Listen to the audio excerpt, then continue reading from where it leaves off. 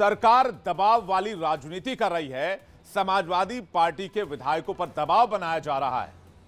तस्वीरें आपको दिखाते हैं। उत्तर प्रदेश में राज्यसभा के इस चुनाव को अहम इसलिए माना जा रहा है क्योंकि आने वाले लोकसभा चुनाव में इलेक्शन काफी कुछ तय करने जा रहा है।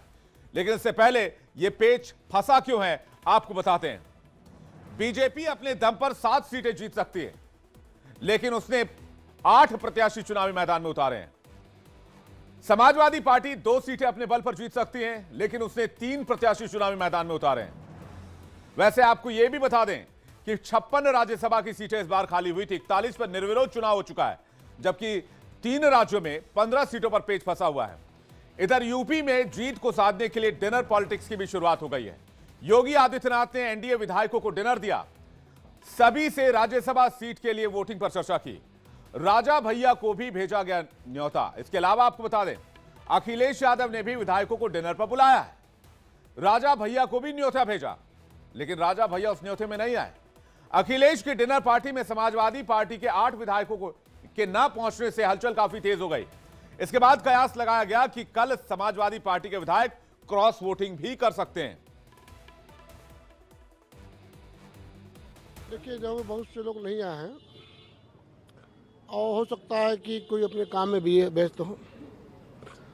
अगर कोई ऐसा हुआ तो बिकाऊ लोगों को जनता कहीं माफ नहीं करेगी।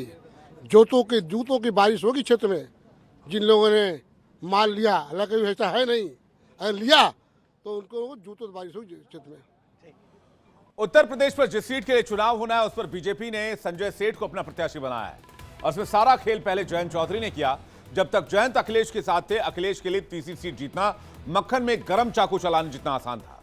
लेकिन जयंत के एनडीए में शामिल होते ही अखिलेश के लिए यह लड़ाई पत्थर पर खुदाई जैसी मशक्कत वाली हो गई, जिसका पूरा खेल बेहद गुणा गणित वाला है। कैसे, आइए आपको बताते हैं। राज्यसभा की एक सीट के लिए 37 वोट चाहिए होते हैं और ये वोट यूपी के विधानसभा सदस्य ही डालेंगे, यानी कि एक सीट जीतने के लिए 37 वोट आपको चाहिए। राज्यसभा चुनाव में एमएलसी अधिकृत नहीं होते हैं, वोट नहीं कर सकते हैं। 10 सीट के लिए 398 विधायक वोट डालेंगे। सिंपल सा कैलकुलेशन है। इसके अलावा आपको बताएं, विधायकों की इसी जोड़ तोड़ को लेकर यूपी में आज की रात काफी अहम मानी जा रही है, क्योंकि एनडीए और समाजवादी पार्टी गठबंधन दोनों ही अपने उम्मीदवार को जिताने की कोशिश कर रहे हैं। एनडीए गठबंधन संख्या बल के मैट्रिक्स की अगर बात करें तो आइए देखते हैं। उत्तर प्रदेश विधानसभा में बीजेपी के अपने 252 विधायक हैं। 13 विधायक अपना दल सोनेलाल के हैं जो बीजेपी के साथ हैं। जयंत चौधरी के 9 विधायक भी जो है वो बीजेपी को वोट करेंगे। निषाद पार्टी के जो हैं 6 और सुभाषपा के 6 विधायक जो हैं वो भी एनडीए उम्मीदवार के सपोर्ट के साथ खड़े हैं। ये पूरा आंकड़ा बीजेपी के साथ है, यानी बीजेपी के पास 286 का आंकड़ा इस वक्त मौजूद है। और ऐसे में बीजेपी को चुनाव जीतना है तो उसे 10 और वोट की जरूरत पड़ेगी। समाजवादी पार्टी के डिनर वाले आयोजन से कितने गायब थे? 8 गायब थे। तो जरूरत अब इसी हिसाब से आप देखेंगे तो यहां पर बताया ये जा रहा है कि या तो अनुपस्थित रह सकते हैं या फिर क्रॉस वोटिंग हो सकती है। अब ऐसे में अगर बीजेपी को 8वां प्रत्याशी जिताना है तो फिर तय है कल के वोट में क्रॉस वोटिंग हो सकती है, क्योंकि इससे पहले हरियाणा और राजस्थान के राज्यसभा के चुनाव में संसद में ऐसी तस्वीरें दिखी। लेकिन आज की तारीख में यह तय है कि जयंत चौधरी ने बैठे बिठाए अखिलेश यादव के मुंह से राज्यसभा की तीसरी सीट छीन ली है। ऐसे में अब बीजेपी की जीत के लिए राजा भैया ने अपने समर्थन का ऐलान भी कर दिया है। जनसत्ता दल का वोट भारतीय जनता पार्टी के साथ। प्रशिक्षण की तो कोई आवश्यकता है नहीं साहब, 32 वर्ष हो गए हैं, लेकिन भोजन अवश्य करेंगे। जनसत्ता दल भारतीय जनता पार्टी के साथ है, मतदान करें। 8 की विजय सुनिश्चित है। राजा भैया के 2 विधायक सदन में हैं और उसके साथ ही राम अचल राजभर ने कहा है कि गायत्री प्रजापति की महाराजी देवी और पल्लवी पटेल के साथ राकेश पांडे एनडीए प्रत्याशी को अपना वोट दे सकते हैं। साथ ही बीएसपी के विधायक उमाशंकर सिंह भी एनडीए प्रत्याशी संजय सेठ को वोट देकर राज्यसभा भेजने की कोशिश कर सकते हैं। ऐसे में बीजेपी के लिए नया समीकरण कैसे बन रहा है उसे भी आपको बताते हैं। बीजेपी ने 8 प्रत्याशी उतारे हैं, जिसके लिए बीजेपी ने को 296 विधायक चाहिए। बीजेपी गठबंधन के पास 277 हैं। एसबीएसपी के 1 विधायक जेल में है, जिसके बाद यह संख्या 276 की रह जाती है। जयंत के साथ आने के बाद 9 और विधायक जुड़ जाते हैं, संख्या 285 पर पहुंच जाती है। इसके बाद भी बीजेपी को जीत के लिए 11 विधायकों की जरूरत पड़ेगी। यूपी से बीजेपी को राज्यसभा में 8वां उम्मीदवार भेजना है तो करीब 8 विधायकों का समर्थन चाहिए। ये तो क्लियर हो गया अभी। ऐसे में जीत का समीकरण कैसे बन सकता है वो भी आपके सामने रखते हैं।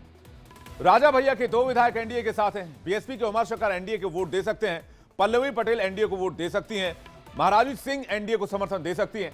एसपी के विधायक क्रॉस वोटिंग कर सकते हैं। ये भी कयास लगाए जा रहे हैं। कुल आंकड़ा हो गया 293 का।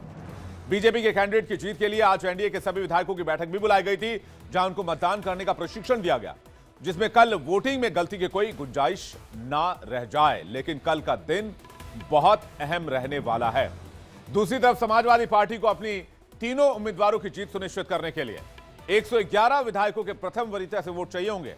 समाजवादी पार्टी के 108 विधायक हैं। इनमें से एक विधायक इरफान सोलंकी जेल में बंद है, वोट नहीं डाल सकेंगे। अब सपा की स्ट्रेंथ 107 की रह जाती है। बीएसपी को छोड़कर बीजेपी का दामन थाम चुके राकेश पांडे किसके पक्ष में वोट करते हैं, इसे लेकर अभी सस्पेंस है। राकेश पांडे भी समाजवादी पार्टी के पक्ष में वोट करेंगे तो कांग्रेस के 2 विधायकों को मिलाकर समाजवादी पार्टी के आंकड़े 109 तक ही पहुंच पा रहे हैं, जबकि चाहिए 111। यानी कल का दिन बहुत उठा पटक वाला रहने वाला है। सियासी खबरों के लिहाज से बहुत मजेदार भी रहने वाला है और वार पलटवार के हिसाब से बयानों के दौर का भी रहने वाला है। आइए आगे बढ़ते हैं। आज की एक और खबर मैं आपको बताऊं, बात पड़ोसी मुल्क पाकिस्तान की।